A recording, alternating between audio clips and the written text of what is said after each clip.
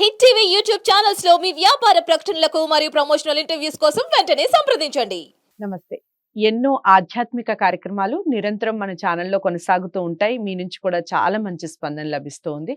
అందులో భాగంగా ధర్మ సందేహాల రూపంలో చాలా విషయాల్ని మనకి వివరించడానికి ఈరోజు మనతో పాటు ఉన్నారు. మనందరికీ సుపరిచితులు, ప్రముఖ జ్యోతిష్య వాస్తు పండితులు బ్రహ్మశ్రీ డాక్టర్ నాయకంటి మల్లికార్జున శర్మ గారు. కొన్ని ధర్మ సందేహాల రూపంలో అడిగే ప్రయత్నం చేస్తాను. వీడియోస్ ఎక్కడా స్కిప్ చేయకండి. ఏవైనా డౌట్స్ ఉంటే కామెంట్ బాక్స్లో తెలియచేయండి. గురువు గారిని కలవాలి అనుకుంటే స్క్రీన్ మీద కనపడే నెంబర్కి కాల్ చేయండి. గురుగారు నమస్కారం అండి. నమస్కారం. ఇంట్లో పెళ్లిడికి వచ్చిన పిల్లలు ఉంటూ ఉంటారు కదా అవునండి. గురువుగారు. అయితే సంబంధాలు చూస్తూ ఉంటారు. కొన్ని సార్లు వచ్చే ఛాన్సెస్ ఉన్నాయని కొంతమందికి అనుకుంటూ ఉంటారు. కొంత ఆలస్యం అవుతూ ఉంటుంది. అసలు ఇంట్లో శుభాలు జరుగుతాయి, జరిగే సూచనలు ఉన్నాయి అని మనకేమైనా తెలుస్తుందా? ఏవైనా సూచనలు కనిపిస్తూ ఉంటాయా ఇంట్లో? శుభ కార్యక్రమాలు, యజ్ఞయాగాది క్రతువుల్లో పాల్గొనటం, విందు భోజనాల్లో పాల్గొనే అవకాశాలు ఉంటాయా లేదా అంటే, ఎవరైనా సరే ఒక అమ్మాయికి కానీ అబ్బాయికి కానీ పెళ్లి చేసేటప్పుడు వాళ్ళ యొక్క గ్రహస్థితి అనేది చాలా ప్రాముఖ్యత ఉంటుంది. అంటే సూచన కంటే కూడా ముందు ముఖ్యంగా చాలామంది కూడా ఒక ఇంట్లో పాజిటివ్ ఎనర్జీ ఉందండి, ఒక ఇంట్లో నెగిటివ్ ఎనర్జీ ఉంది అని అనుకుంటారు. అసలు పాజిటివ్ ఎనర్జీ అంటే ఏంది, నెగిటివ్ ఎనర్జీ అంటే ఏంటి? పాజిటివ్ ఎనర్జీ అంటే ఏంటి అంటే రెండే పాయింట్లు ఉంటాయి నిజం చెప్పాలంటే. అది ఏదో సహజంగా ఏంటంటే సైన్స్ ప్రకారంగా ప్లస్ గుర్తని, నెగిటివ్ అయితే మైనస్ గుర్తని చెప్పుకుంటారు. అది ఏమిటంటే ఫిజిక్స్లో చెప్పబడింది యాక్చువల్గా. కానీ పాజిటివ్ ఎనర్జీ, నెగిటివ్ ఎనర్జీ అంటే ఏమిటంటే, పాజిటివ్ ఎనర్జీ అంటే రియల్గా చెప్పాలంటే మన తప్పుల్ని మనం సవరణ చేసుకొని ముందుకెళ్ళటమే పాజిటివ్ ఎనర్జీ. 100% షూర్ పాయింట్ ఇది. నెగిటివ్ ఎనర్జీ అంటే ఏంటంటే అబద్ధాలని మనం పెంచి పోషిస్తుంటే నెగిటివ్ ఎనర్జీ వస్తుంది. అంటే ఒక డాక్టర్ని మనం కన్సల్ట్ అయ్యాం ఉదాహరణకి. డాక్టర్ దగ్గరికి వెళ్ళిన తర్వాత, ఒక హాస్పిటల్కి వెళ్ళిన తర్వాత డాక్టర్ గారు షుగర్ ఉందని అంటాడు. దీన్ని స్కాన్ చేద్దామండి, మిగతా ఏదైనా ప్రాబ్లమ్స్ ఉన్నాయో చూద్దాము అని అంటే, డాక్టర్ గారికి మనం 1500 ఇవ్వటం ఎందుకు, ఈ డాక్టర్లు ఇంతే చెప్తాడనే దానికి ఆ డాక్టర్ మీద విశ్వసనీయత లేకపోవటమే వీళ్ళకి నెగిటివ్ ఎనర్జీ. నిజంగా ఆయన చెప్పారు కదా, మనం స్కాన్ చేద్దాం, మన జీవితం కోసమే ఆయన చెప్పాడు అనే ఉద్దేశంతో మనం ఎన్నో ఖర్చులు పెడుతుంటాం. ఆయన చెప్పిన దానికి 1500, 2000, 3000 దానికి మన ఖర్చులు ఆపుకుందాం. కొన్ని ఖర్చులు ఆపుకుందాం, డాక్టర్ గారు చెప్పినట్టు చేస్తే లైఫ్ లాంగ్ మనం బతకగలుగుతామని వాళ్ళు చేసుకుంటే పాజిటివ్ ఎనర్జీ. ఆయన చెప్పిన మాట వినలేదంటే నెగిటివ్ ఎనర్జీ. ఎక్కడైనా సరే పెద్దవాళ్ళు చెప్పినట్టు పిల్లలు ఆలోచన చేయాలి.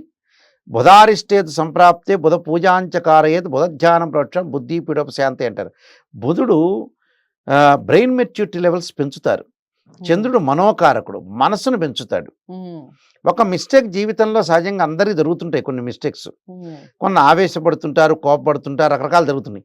మళ్ళీ ఆ ఆవేశాన్ని ఎక్కడ మనం ఆవేశపడ్డాం, ఎక్కడ కోపపడ్డాం, ఎక్కడ మిస్టేక్ చేసామని మనం సవరణ చేసుకుంటే జీవితం అనేది ధన్యమైపోతుంది. అలానే ఇక్కడ శుభ కార్యక్రమాలు మన ఇంట్లో జరగట్లేదని మనం ఆలోచన చెయ్యాలి. ప్రతిదానికి కూడా ఎప్పుడు కూడా సెమినార్స్ కండక్ట్ చేస్తుండాలి ఇంట్లో కూడా. అంటే భర్త, భార్య, పిల్లలు. ఇప్పుడు ఈ కాలంలో పొద్దుగులు ఇద్దరు మాట్లాడుతున్న మీటింగ్ అంటున్నారు.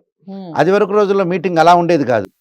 ఒక రాష్ట్ర ముఖ్యమంత్రి 10 మంది మినిస్టర్లతో కానీ, చీఫ్ సెక్రటరీ కానీ, డీజీపీతో కానీ, కమిషనర్ గారితోనే ఒక మాట్లాడుతుంటే అప్పుడు మీటింగ్ అనేవాళ్ళు. ఇప్పుడు ఇద్దరు ఫ్రెండ్స్ మాట్లాడుతుంటే కూడా మీటింగ్ అంటున్నారు. ఈ మధ్యన పొద్దుగులు మీటింగ్సే అంటున్నారు. మీటింగ్ అనే దానికి అర్థం పోయింది. ఒక జడ్జి గారు పిలిపించి అడ్వకేట్స్తో అంతా కూడా మాట్లాడితే ఎవరు లోపలికి రారు.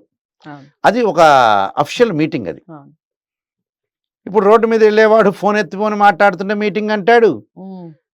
ఇలాంటి మీటింగ్స్ చాలా ఉంటాయి. సెల్ చూస్తుంటుంటాడు, సెల్ చూసేటప్పుడు కూడా మీటింగ్ అని పెడతాడు. ఎక్కువ మంది మీటింగ్ అని అంటున్నారు. అలా కాదు. శుభ కార్యక్రమాలు అనేవి ఇంట్లో ఖచ్చితంగా కూడా జరగాలంటే ఏంటంటే వాళ్ళ యొక్క జాతక ప్రభావమే మూలం. ఒక అమ్మాయికి అబ్బాయికి పెళ్లి కాలేదంటే జాతకంలో దోషం ఉంటేనే ఆలస్యం అవుతుంది.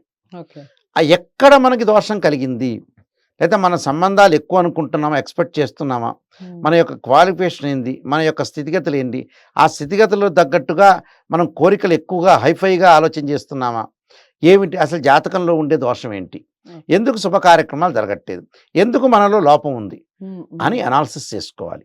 అప్పుడు జాతకాన్ని చూపించుకొని అనాలిసిస్ చేసుకొని మన యొక్క లోటుపాట్లన్నీ కూడా సవరణ చేసుకుంటే చక్కగా ప్రతి ఇంట్లో శుభ కార్యక్రమాలు గ్యారంటీగా జరుగుతాయి. సో అదండి, శుభకార్యాలు జరగట్లేదు అని ఆలోచించే వాళ్ళకి ఇక్కడ ఈ వీడియోల ద్వారా సొల్యూషన్ లభిస్తుంది. ఎందుకంటే మనకి ఏంటి, జాతకాల్లో ఏమైనా దోషాలు ఉన్నాయా, జాతకాల్లో దోషాలు ఉంటేనే ఖచ్చితంగా ఆలస్యం జరుగుతుంది అన్నట్టుగా చెప్తున్నారు గురువుగారు. లేదా మన కోరికలు ఏమన్నా ఎక్కువగా ఉన్నాయా, మనం హై ఎక్స్పెక్టేషన్స్ ఏమన్నా పెట్టుకున్నామా మనకున్న దానికన్నా అనేది కూడా ఒక కారణంగా చెప్పారు. ఏదేమైనప్పటికీ శుభకార్యాలు లేట్ అవుతున్నాయి, కారణాలు ఏమిటి అనేది ముందు దాని మీద దృష్టి పెట్టండి. ఇక వీడియో అందరికీ నచ్చే వీడియో అనుకుంటున్నాను. లైక్ చేసి షేర్ చేయండి, ఛానల్ని సబ్స్క్రైబ్ చేసుకోండి. గురువుగారిని కలవాలి అంటే స్క్రీన్ మీద కనపడే నెంబర్కి కాల్ చేయండి. మీ అమూల్యమైన కామెంట్స్ కానివ్వండి, ఇలాంటి ధర్మ సందేహాలు కానివ్వండి, ఏవైనా కూడా కామెంట్ బాక్స్లో తెలియచేయండి. మరో కార్యక్రమం ద్వారా ఖచ్చితంగా ఆ ధర్మ సందేహాన్ని అడగడం జరుగుతుంది. ఇక మరో మంచి వీడియోతో మళ్ళీ మీ ముందుకు వస్తాను, మరో మంచి ధర్మ సందేహంతో. అంతవరకు సెలవు, నమస్తే.